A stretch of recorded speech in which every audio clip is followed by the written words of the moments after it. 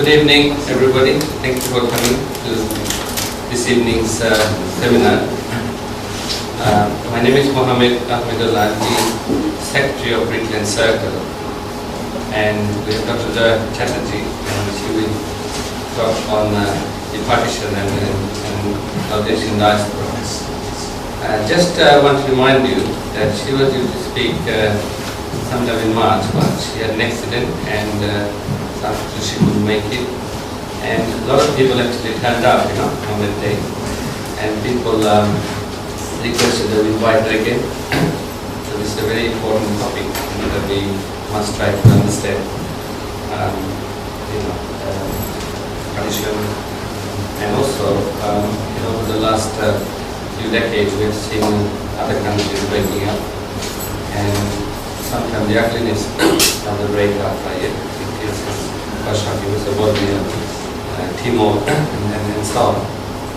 But what interests me is that growing up first in Pakistan and then Bangladesh, I didn't see the breakup of India or Bengal. I saw the Bangladesh liberation war, the breakup of Pakistan.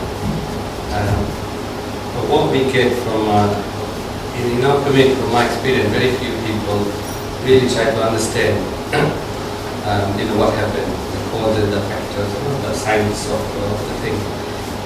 We usually get ideological interpretations, and people keep on repeating the same thing over and over again, so that becomes like the author of right sort of explanation. But it doesn't really help us, solve some of the tensions and so on. But what we find refreshing is that many young people that we're coming in contact with, they're really eager, in this country. We thought that, second generation, third generation, fourth generation, whatever, they would actually lose interest. They become so marginalized, they wouldn't want to know anything about back home. But it's not true, because we meet a lot of young people who are really burning, trying to understand what happened. And also, you have Bangladesh, you have India and Pakistan and so on, they're neighbors. Somehow they have to learn to live with each other. And if we're going to find a future where, we have more interaction, better relationship, and for mutual benefit and so on, then we have to understand the past. And I just want to say, sometimes when I think about partition, I've seen some footage of violence, of burning and so on. If you imagine, you live in a place where you are a minority, and suddenly, your friends, the young people, the children they use or growing up, suddenly, comes rushing towards your house and shouting at you, want you to get out. And people that you are really friendly with, then they start throwing stones, and you go inside your house for protection, and they throw fire, start burning, then you have to get out and hack you to death, and it must have happened, so many times in so many situations. I think when Trevor Phillips recently talked about, sleepwalking to segregation, that really made me think that, people should really be alert, and try and whatever. It's not my time to talk today. I'll just very briefly say a few words for Brickland Circle, and then I will pass on to Joy. But many of you already know about Brickland Circle. Brickland Circle, we started late 1990s. We used to meet in Brick Lane in cafes because of our work. We really didn't understand Bangladesh culture. We were very interested, so we decided to have regular seminars to try and understand. And we also spend time researching and making presentations and so on. But we are a completely non-political organization, and we also don't believe in political practice. We when you want to seek knowledge and want to understand things, then you shouldn't think about what will make people happy, or are you going to upset somebody. Right? Really, knowledge seeking is about being fearless and using your mind curiosity to go wherever it takes you. And written study is about Bangladesh. Bangladesh is the goal. So we want to look at issues that affect Bangladesh and Bangladesh. But we don't limit, if we meet people who are doing research maybe in certain areas, then we want to connect people. And recently we got some funding to deliver a project for Battle of Class Young People's Project. Before we finish, I'll say a little bit about this, but I think now it's Thank you so much. It's thanks, Mohammed, very much for inviting me. It's a huge pleasure to speak to people in this particular setting.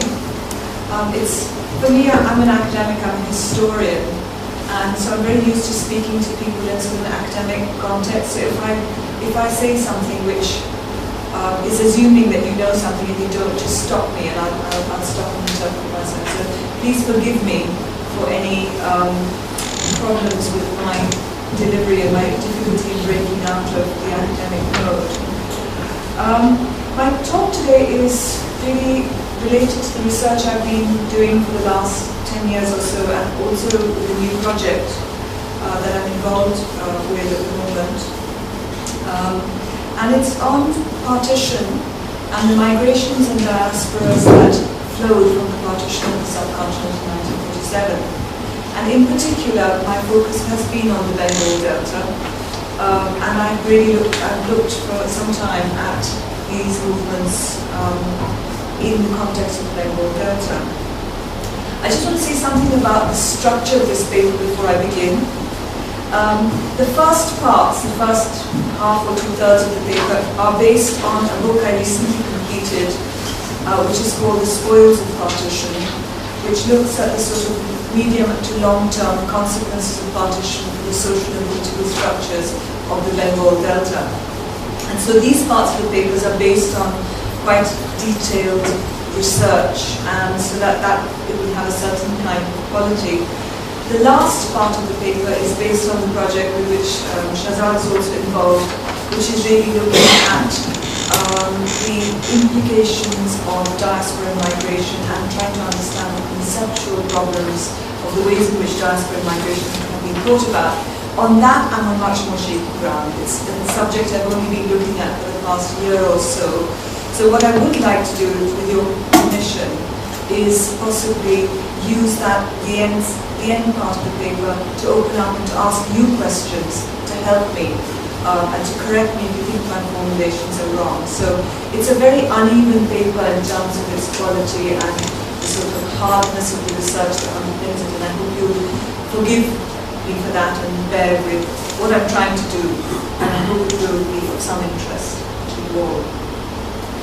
There's one common theme which I think underpins the paper as a whole, and that is my claim that these massive migrations that accompanied partition and which have continued to flow in smaller but nevertheless significant ways since partition, that these migrations have fundamentally transformed the social and political structures of South Asia, and that they continue to be agents for change wherever migrants and diasporic communities are settled.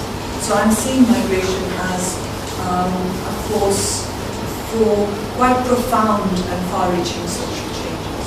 So that's what I'm going to try and indicate with this paper. Now,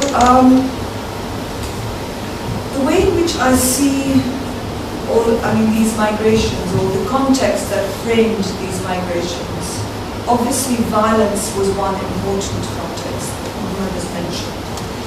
But there was a sort of broader shift that took place in the subcontinent in 1947, and that was, if you like, the carving out of two nation states out of the old British Empire. Now, I'm going to try and suggest, I'm going to try and suggest that there's a fundamental shift when you have the idea of the nation, which is this ideal, it's an imagined ideal of what life will be like under conditions of popular sovereignty, when people are free. And when you try and convert that ideal into a real political, legal, and coercive structure, which is a state. And I think you can't really understand the massive scale of migrations unless you also bear in mind that this process took place in 1947, and we have the creation of these two nation states. Now, nation states always presume that some people are true nationals, true citizens, true denizens of the nation, and some people are not quite, don't really quite belong to the nation. And that creates feelings of minorityhood among certain people on both sides of the border. And it's in that context where you have popular sovereignty, where you have expectations of a free participation in the political process of a new state, which some people feel they may be denied, that these migrations begin to take place. So I'm arguing, there's a scholar called Aristide Zolberg who's talked about nation formation as sort of spur for, as a refugee generating process. And I think certainly in the case of South Asia, it has been a refugee generating process on a massive scale. The other thing about the South Asian partition is because it's important to bear in mind, I mean, you're all very familiar now, at least with the memories and images of the Holocaust that surrounded the South Asian partition.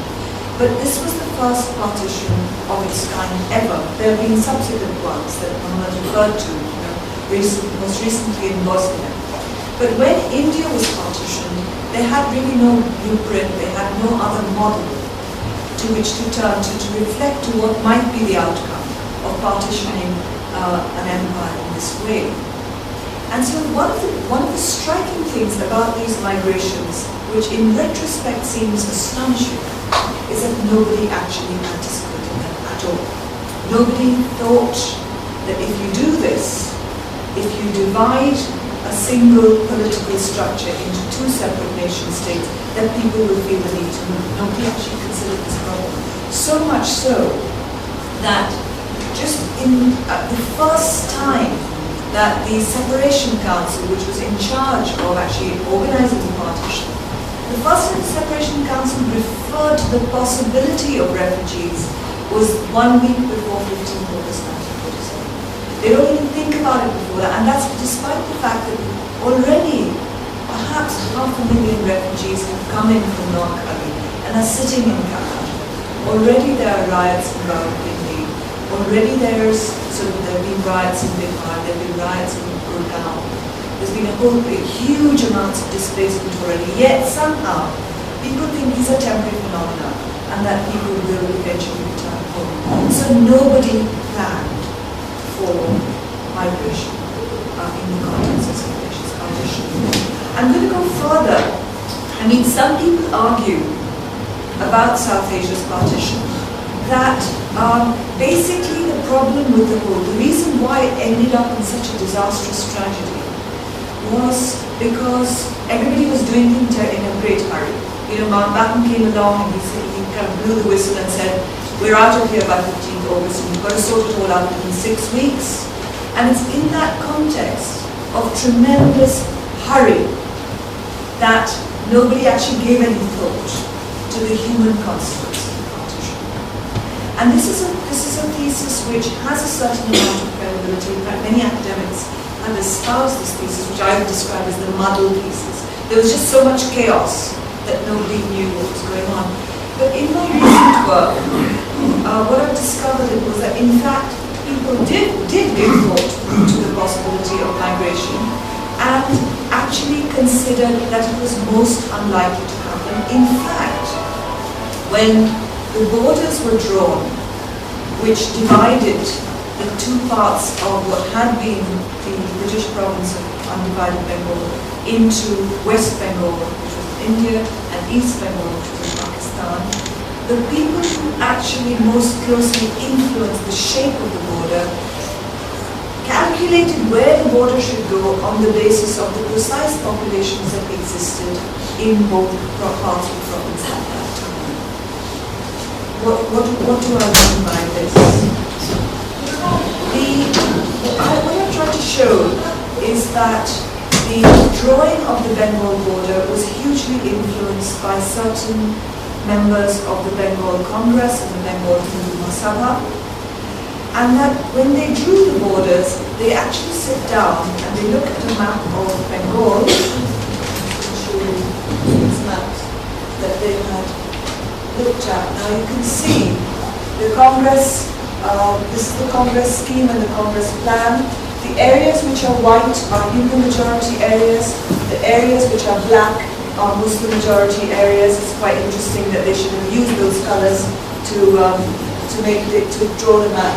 The line that the Congress wants, you can't see very clearly, is that the dark line that you can see, which actually excludes significant Hindu majority areas from the putative state of West Bengal that they are trying to create. Okay? Now, if you press F5, I think it will be bigger. F5? Is it too small? And then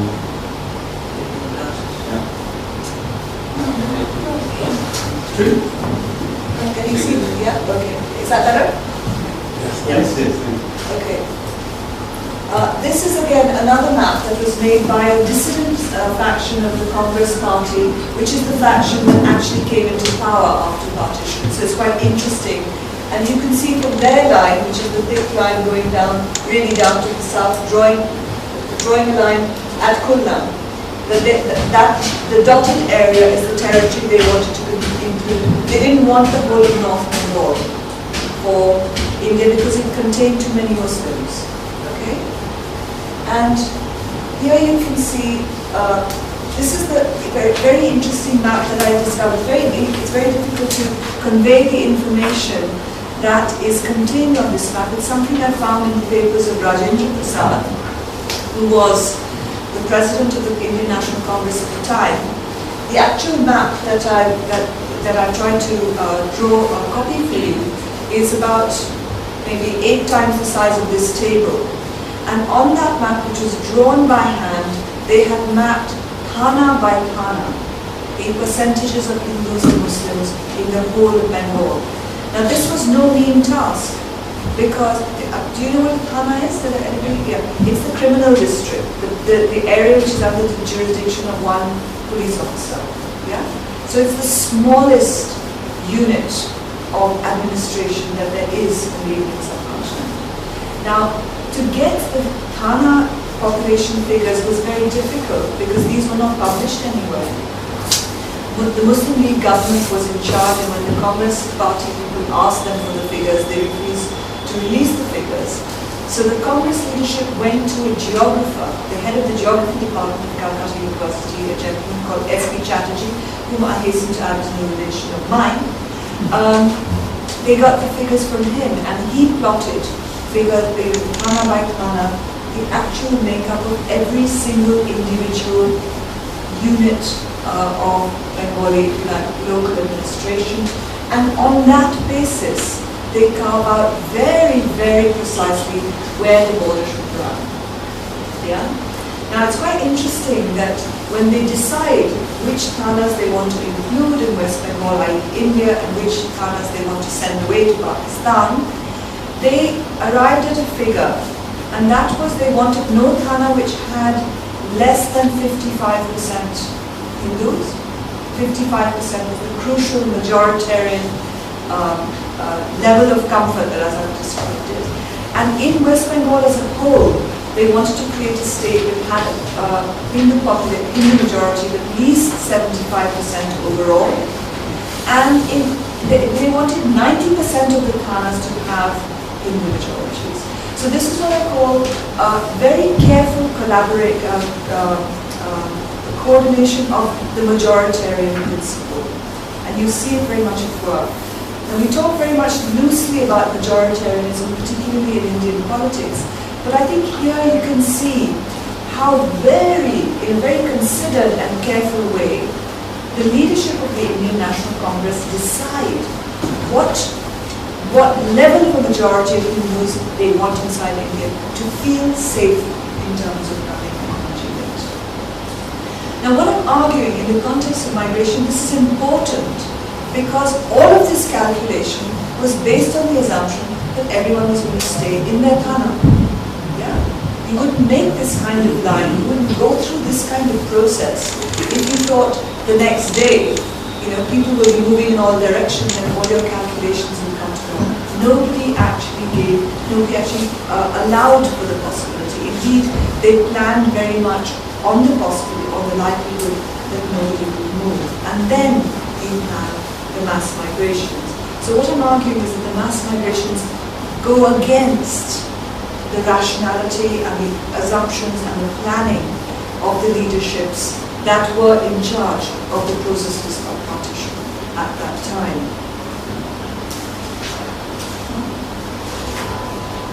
Okay. Now, as we all know, this proved to be an error of quite catastrophic proportions. Whatever the national leaders thought, national identity formation had been proceeding in both parts of Bengal quite actively for some time, and the creation of two nation states made a lot of people feel that they had found themselves in the wrong nation after line had been drawn. Now some of you may know, I'm just going to show you the Radcliffe line. That's the Radcliffe line, which divided the two states of West Bengal, the state of West Bengal into two parts. The state of Bengal into two parts. Now, Radcliffe's line, interestingly, created two states in which the size of the minority, the proportion of the minority is roughly equal on both sides. So in West Bengal, in August 1947, on the day when the line was publicized, the proportion of Muslims in the population was about 30%. Likewise, in East Bengal, which was later known as East Pakistan, the proportion of Hindus was 30%. So you had a 30-70 ratio of the populations in both states at the time of partition. However, massive numbers of people migrated across the Radcliffe line in different directions, and there was also a huge amount of internal displacement and rearrangement of populations surrounding it. Some of you may know some of the facts that I'm about to retail, so apologies to those who do. But the main features, if you like, of this migration are that perhaps 6.5 million Hindus migrated from east to west over the period from 47 to 67, 70. I've used the cut-off line of 70 because with the Civil War of 71, there's another wave of migration which makes these patterns more difficult to look into. Conversely, going in the other direction, from west to east, you have perhaps between 1.5 and 2 million Muslims who migrated from West Bengal to East Bengal, basically Pakistan. You also have a smaller number of people from North India who migrated. Some of them had already migrated to West Bengal during the Bihar riots of 1946. They later migrated to East Pakistan. But you have roughly the numbers that one can calculate, and this is very much rough and ready calculations, about 2 million in the opposite direction. Now I'm going to talk first to you a little bit about the Hindu migration westwards. It's quite interesting that the Hindu migration westwards is something that was resisted very, very strongly by the government of India and by the government of West Bengal. This is unlike the case of the Punjab, where the two governments basically agreed that there would be a transfer of population, and they agreed to accommodate all the Hindus from Punjab and South India. Where the Hindus of Bengal were concerned, Nehru's government was very clear that there was no reason for them to leave their homes, and that therefore they were not proper refugees, they were economic migrants, and they should go home and they should not be helped, because the more you help them, the more they will come. And this was the official line with regard to the Bengali Hindu refugees, but they continued to come regardless. Initially, the government tried to prevent them from doing this by signing inter-dominion agreements with Pakistan, which was to say that you make statements reassuring your minorities, we'll make statements reassuring our minorities, and then everybody will go home and then the headache is over. And there were inter-dominion agreements signed to this effect in 1948, 1949, and these did not work. Thereafter, the government begins to introduce greater bureaucratic hurdles to people. People were asked to present permits, but permits were not issued. So they were supposed to get a permit, but you couldn't actually get a permit. And they attempted to prevent people from migrating by this method. And finally, in 1952, passports were introduced to prevent the migration of people to India. Now, this is a very ironic fact, because in most nation states, or at least when we think about a passport, we think that it's something that is given to a national citizen to facilitate his migration or his travel in another part of the world. In the Indian subcontinent, both in India and in Pakistan, passports were introduced to keep national citizens out of immigration. And these were attempts to stem these massive flows of migration. This didn't work either. At which point rather more draconian measures were introduced, and these were to shut the camps down and to starve the refugees into going back. And there were orders issued, which I've traced from the early 50s, to camp commanders. These are ad hoc camps that were set up to give relief to refugees, to say that all refugees who had an able-bodied male in the family should not be given any food for more than 7 days, even if they starved to death. And these orders were implemented. And there were also orders which were issued, which said that if refugees don't comply with our efforts, government efforts, to disperse them from the camps, in these situations too, they must be left to starve to death. So we're talking very, very harsh bureaucratic measures to prevent migration. And this is very important to understand. This was not something where the Indian government was saying, come, come, and the Pakistani government was saying, come, come. In fact, they were saying, go, go, and if you come here, you're not going to get even a grain of rice. We've got no responsibility for you. Now, the Bengali Hindu refugees continued, as I said, to come regardless. And the very interesting thing about their settlement is that they settled in precisely those places that the government of West Bengal was most determined to get them out of. And that is in the urban environment in and around Calcutta and the sort of urban agglomeration surrounding Calcutta. I'll show you. This is a sort of a map which shows you the sort of relative burden that each of the districts bore. So you can see Midnapur, Bankura, Purulia, Birbhum, etc., which were to the west, which were mainly agricultural, sort of sleepy in terms of development areas. Refugees did not want to go there. They had no interest in going there. Areas which were urban, around Calcutta, particularly Hooghly, Howrah, and Hooghly in particular, the 24 Parganas also, these were the areas where refugees clustered. And despite the government's efforts physically to drive them out, to round them up, to disperse them to faraway camps, whether in Western Bengal or in places like the Andaman Islands, etc., they simply refused to go. Very soon the refugees begin to organize themselves. They begin to set up armed gangs and they begin to arm themselves. They begin to occupy, because the government is making no effort whatsoever to give them even, as I said, not even a grain of rice, let alone a roof over their heads. They begin to occupy vacant land in and around the city of Calcutta. And this vacant land, they didn't really make a distinction whether it was private property or public property. If it was vacant, they grabbed it and they squatted. And the minute they squatted on the land, they would erect these bostis, like these basically makeshift huts, and then they would organize themselves physically with lathis and so on, stones, to prevent anyone from trying to dislodge them. And very quickly, many large areas that before partition, what we now think of as Calcutta was in fact a number of discrete townships. Very quickly, all the sort of vacant space between these townships was filled up with refugee settlements, and these refugee settlements become no-go areas, where basically the rate of the state doesn't run, where state development efforts don't reach, and these are basically self-governing, self-regulating zones.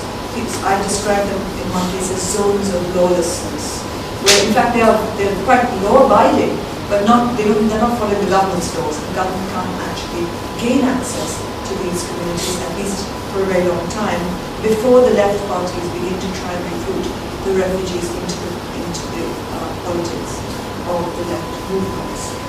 I can talk to you a bit more about the Hindu refugees if you want to know more about it. But I'd like now to talk a little bit more about the Muslim migrations. As I said, about 1.5 million to 2 million Muslims left West Bengal during this similar period of about 20 years following partition. Their migration too sort of happens in fits and starts, and it also has certain patterns in that most of the people who migrated tended to migrate from urban areas, and they tended to seek to settle in urban areas. So it's almost a mirror image. So whereas you have the incoming Hindu refugees surrounding Calcutta, likewise you have a lot of clustering around Dhaka of the first wave of Muslim migrants. But what I want to talk to you about a bit more is about the internal Muslim displacement inside West Bengal. Now it's interesting, as I said, there's an imbalance. The numbers of Hindus who came over was much larger than the numbers of Muslims who left. And my rough calculation is that for every one Muslim who left West Bengal, 4 stayed behind. So 80% of the Muslim population of West Bengal actually stayed behind and didn't migrate outside West Bengal, didn't cross the border over into Pakistan. But what is interesting about the Muslims who stayed behind, and this is where I think Mohammed's point about minorities is important, is that even though they try and stay where they are, they try and stand their ground, increasingly they tend to be displaced and to resettle in some quite striking patterns. And these patterns I think of, or I've used the phrases to describe them as ghettoization and clustering. You see this happening, interestingly enough, almost on a Thana by Thana basis. It begins to happen most strikingly, and first of all, in Calcutta itself, where what you see is a process.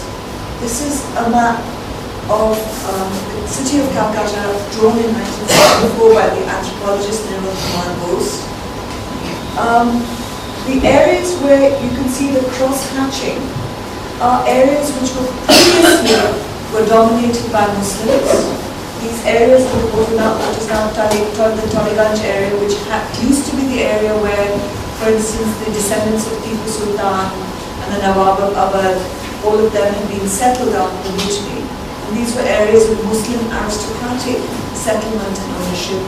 These areas begin to be occupied by refugees, Hindu refugees, and you can see equally the areas in the north, which were the more working class areas, where you had more Muslim artisanal and crafts-based communities, and also to some extent the dock workers and the Laskars, the seamen.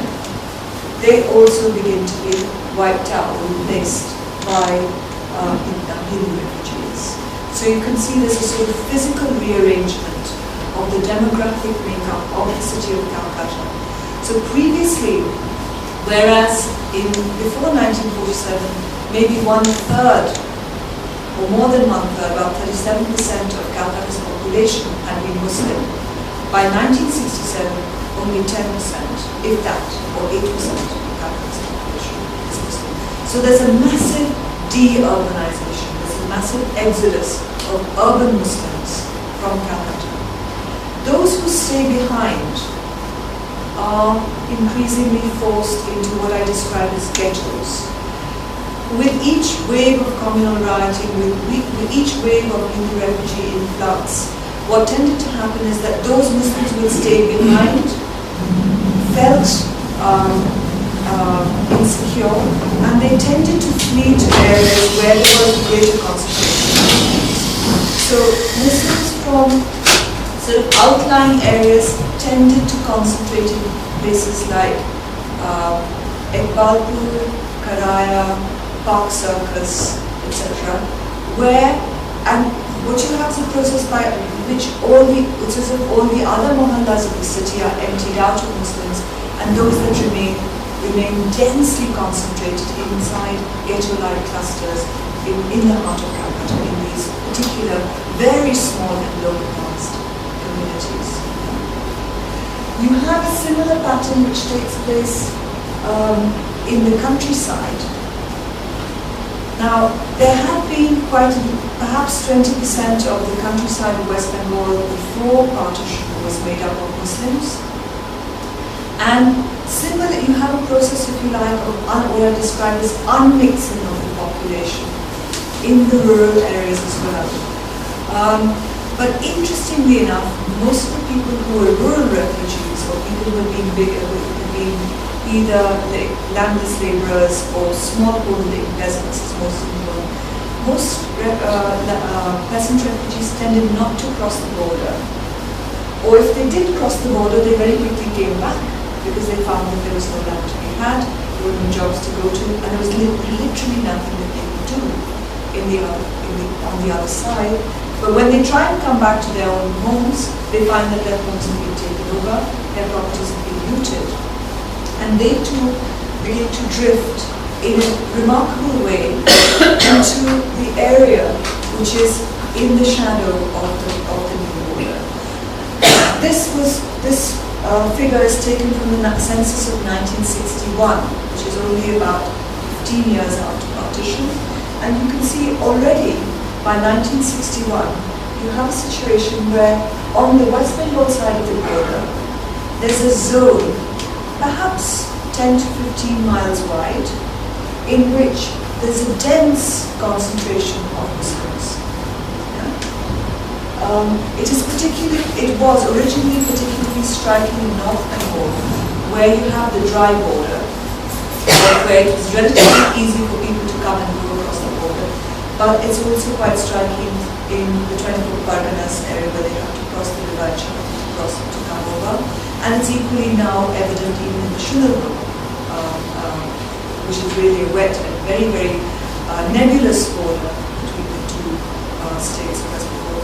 Now, this pattern, it's quite interesting, because those of you who know something about Indian politics will know something about the kind of claims of the Hindu right about Bangladesh infiltration into India.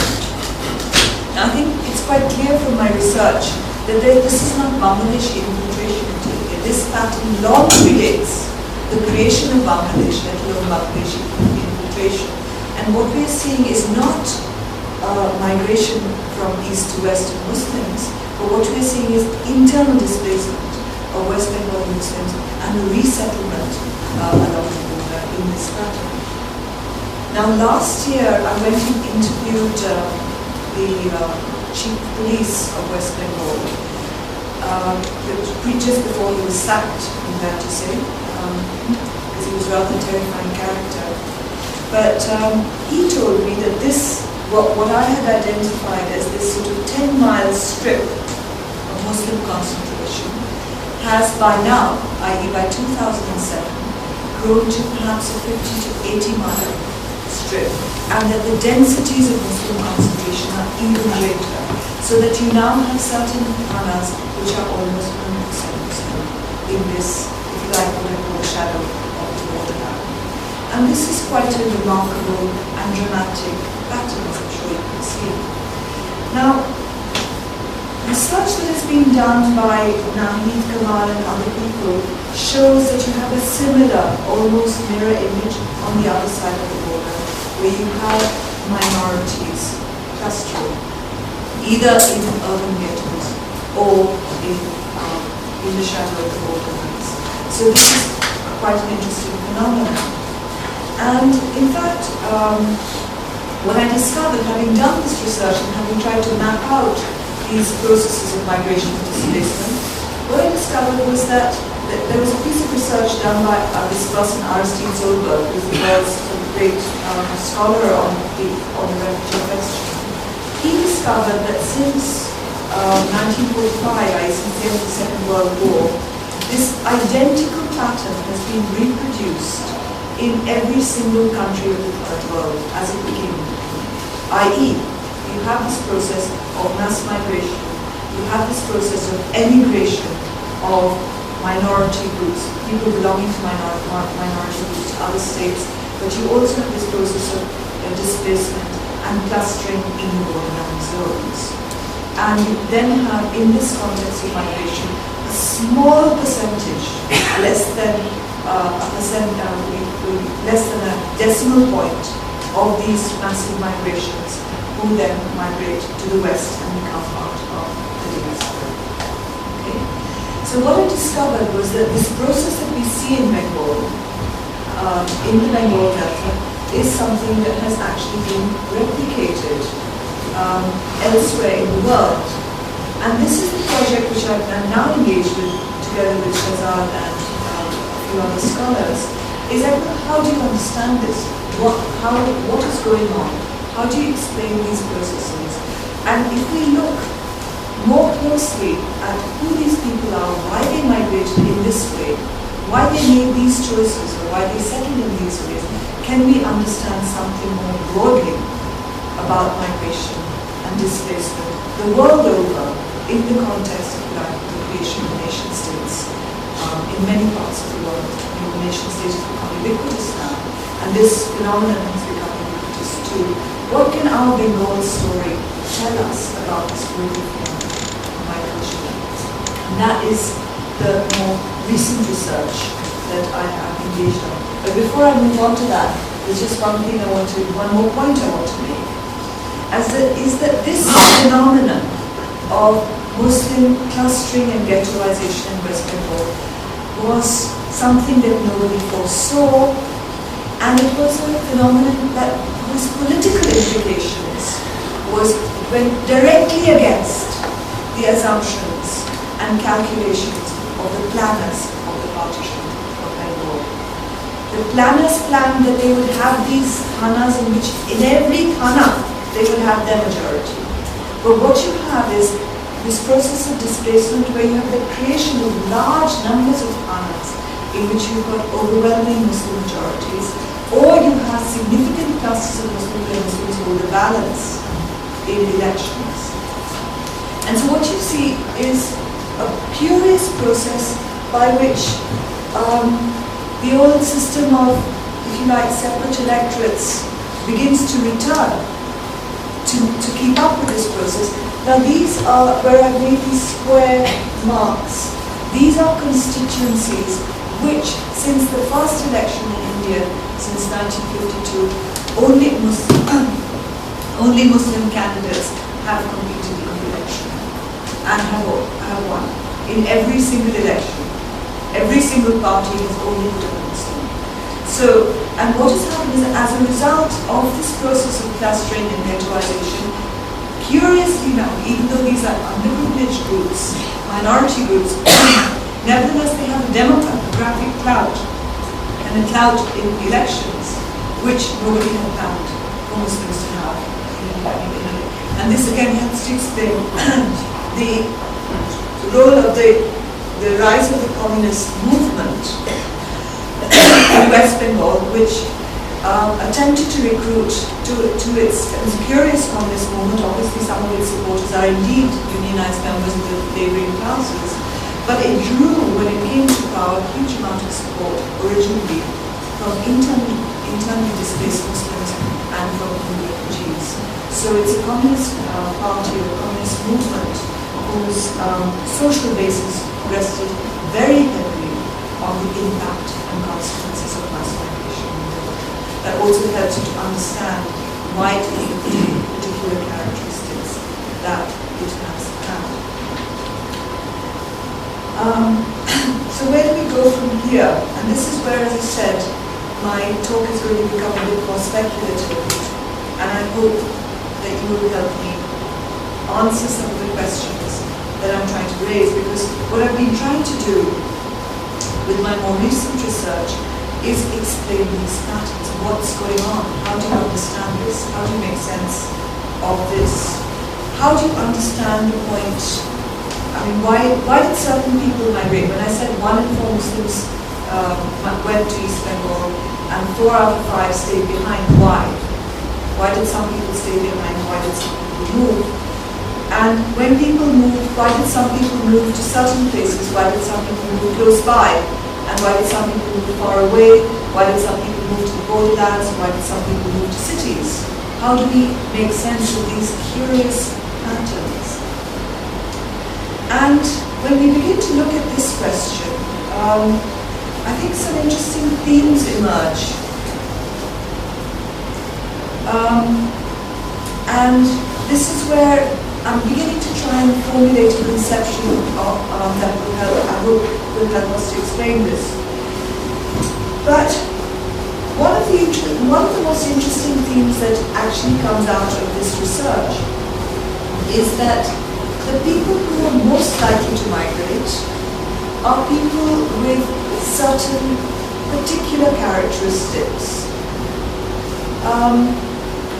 We may broadly cluster some of those characteristics under the rubric of class, i.e. to say the people who migrated first and fastest and furthest tended to be people who had money, and they tended to be people who had transportable assets and skills, i.e. people who had cash, people who had gold, people who had an education, and also people with skills such as artisanal craft, people who could transport their livelihood and their economic livelihoods to other places.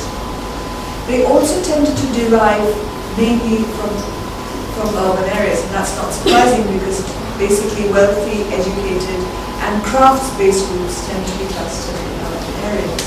And this again is very interesting because it militates against all the assumptions of migration theory, which is that the poor migrate. People always assume that it's the poor that migrate, it's poverty that makes people migrate, and therefore you need to keep these people out because they're going to take all your money away, they're going to take all the jobs away, and so on and so forth. In fact, the poorer people were, the least likely they were to migrate. The poorer, the weaker, and the poorer in terms not simply of money, but in terms of educational skills and assets, the more likely people were simply to stand their ground. Even in the context of communal violence, if there was communal rioting, they would run to the fields and hide and then try and come back home. But they made no efforts to migrate, as it were, unless they were physically driven out in the ways that you describe. And then they migrate, they have nowhere to go. And then they simply end up in government camps where they then subjected to these regimes of management. So this is quite an interesting factor. But it's not simply class or narrowly class-based kinds of assets that people tended to have, those who migrated. And this is again something which we're beginning to find, is that people who tended to migrate tended to be people who had histories of mobility, or they were drawn from social groups which had migrated in the past, and therefore had connections. They had been to places and knew people in places because somebody in their kin or social network had traveled before. And then again, this means that you have certain kinds of people. Obviously, clerical workers form the, if you like, the pick of the pack in that. Clerical workers traditionally in Bengal had migrated to different urban towns. And so clerical workers tended to be people who migrated first, fast, and far. But also you see people with more humble mobility backgrounds, such as railway workers, people who worked on the East Bengal railways, and above all, people who worked on the ships and boats that plied the rivers of Bengal. These are people who have dense histories of mobility. Likewise, you see people who are being line workers who have migrated to the Assam tea gardens as coolies, becoming people who are likely to migrate.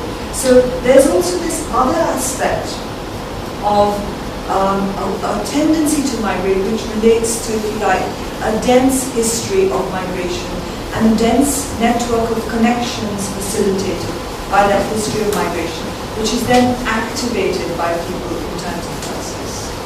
Okay? So that's another kind of mobility. And then there's the third kind, which I think is really interesting, which is marriage. The networks created by marriage. And this is also something which normally people who think about migration studies don't really consider. Now in South Asia, by and large, brides are migrants. Yeah? You migrate to your husband's family. Women, by the time they reach maturity, are inevitably always migrants. Yeah? So what you see is a process in which marriage relationships begin to be, your relationships through marriage, through brides, are also activated. And so what tended to happen is that where very poor people were forced to migrate in circumstances where they were driven out of their homes, they tended to go to places where their sister had married, or their grandmother's village, or something so, because those were the people, the few people that they knew were people that were connected by marriage. Now this inevitably restricted how far they went, because by and large, in the conditions of pre-partition Bengal, marriage relations tended to happen in adjacent districts.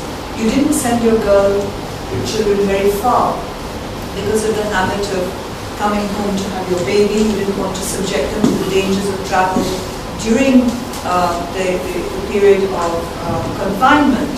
And so people tended to give their girl children to marriage to neighboring districts or neighboring areas. And this helps to also partly to explain the border phenomenon. Because these are areas where people have long historic ties through marriage, ties that were activated in these times of crisis. So what I'm arguing is that as a result of these processes, you also see interesting kinds of social change. Now, if you like, in terms of the hierarchical structures of society, prior to the great calamities which led to these upheavals, people who had loads of land, or people who had, people who were craftsmen, or brides, or laskars were not necessarily part of the same social group. Yeah. But what you see is after partition, these people tend to become parts of, one migrant community. And this erodes and changes and affects class structures, caste structures, and also gender relationships in very, very interesting ways inside these migrant communities. So what I'm trying to work towards, and here I hope you guys can help me a little bit and tell me if I'm talking complete rubbish, because maybe I am. What I'm trying to work towards is this idea that we need to think about a notion of a kind of capital, which is not necessarily simply money, which facilitates migration. And that capital is not, as I said, not simply cash, but it's a combination in a very varied pattern of skill, education, mobility, and skill, education, mobility, and a will to migrate, transferability of assets, and so on. And that if you have this combination, people who have this combination would be likely to make up migrant communities. And that the amount of migration capital you had also helps to explain where you go. People who had the most capital tended to get out of the subcontinent altogether, and that was not necessarily in terms just of cash, but in terms of mobility, which is why you have, for instance, the migrant workers on the ships who worked on the liners tending to migrate to Britain, because they had long histories of migrant mobility. They've been there loads of times, they know people. They've got people that they can come and stay with for a few weeks or months while they can find their feet. And conversely, you have people with the least migration capital, i.e. no wealth, no skills, no education, no transportable assets, and very little history of mobility and very weak social networks, who tend to be the people who stay behind. And this is very important to understand, because when we talk about minorities, if you look at it from this perspective, when you talk about minorities in South Asia, we're not simply talking about a demographic figure. We're not just simply saying, okay, these are 10% of the population. They are a particular kind of 10% or 20% of the population. The people who are the weakest and the people who are poorest in terms of this complex bundle of assets that I'm trying to refer to. So I think when we think about understanding the minority problem, we can think about it in different ways if we factor in the fact that the people who tended to not leave, were the people who had the fewest options. Yeah? And perhaps this might temper the sympathy with which we view the situation of minorities in our different nation states. The other questions I think that we can perhaps begin to understand, if you look at it this way, is that if you like, the patterns of connectivity between diasporic groups and those who stay behind, it always worries the receiving areas where migrants go and settle. Well, why don't they just settle? Why are they constantly going back? Why are they constantly sending money? Why are they constantly maintaining their links with their homeland? And I think if you understand this particular notion of migration capital, where you can see that the people in the homeland are those least capable of migrating, the sick, the poor, the weak, the elderly, it is not surprising that the patterns of economic relationships of dependency continue to reinforce the relationship and reinvent the relationship between the diaspora and the homeland. And this is why I think it's quite useful to think of the diaspora not simply as people sitting in the West, in a city like all of us are sitting here in London. We are certainly the diaspora, but it's important to think of the diaspora as a single field which connects us with those whom we left behind. And we are shaped as much by the character of the communities that we've left behind as we are by the communities in which we are trying to settle. Yeah? So I think that's also an important point that we need to think about. And finally, I'd like to say that another feature which often worries policymakers about diasporic communities is their intense patterns of sociability. And I think if you were referring to that when you refer to the problem of segregation, yeah? Sliding into segregation. Slipping into segregation. Where basically I think what policymakers are referring to is this tendency amongst migrant communities to socialize very intensively, often counterproductively, amongst themselves, and to not socialize to such a great degree with the host communities.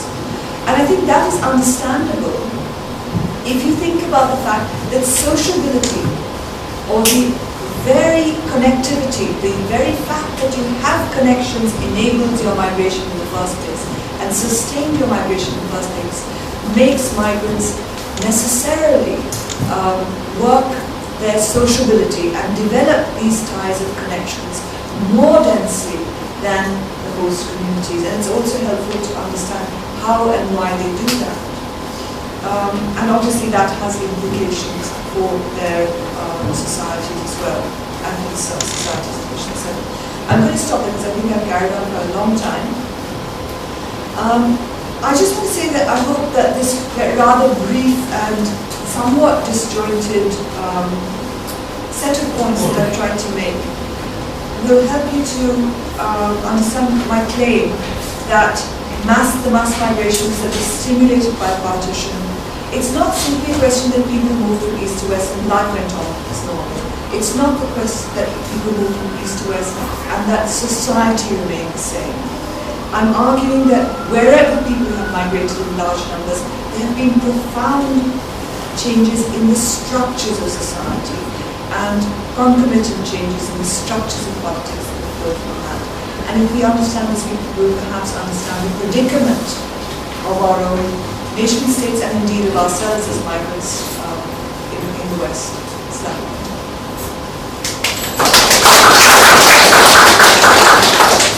Thank you very much. We have about half hour for questions and comments and contributions.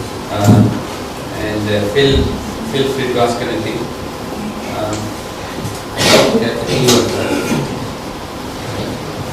First of all, thank you for very useful and enlightening statements and information from you.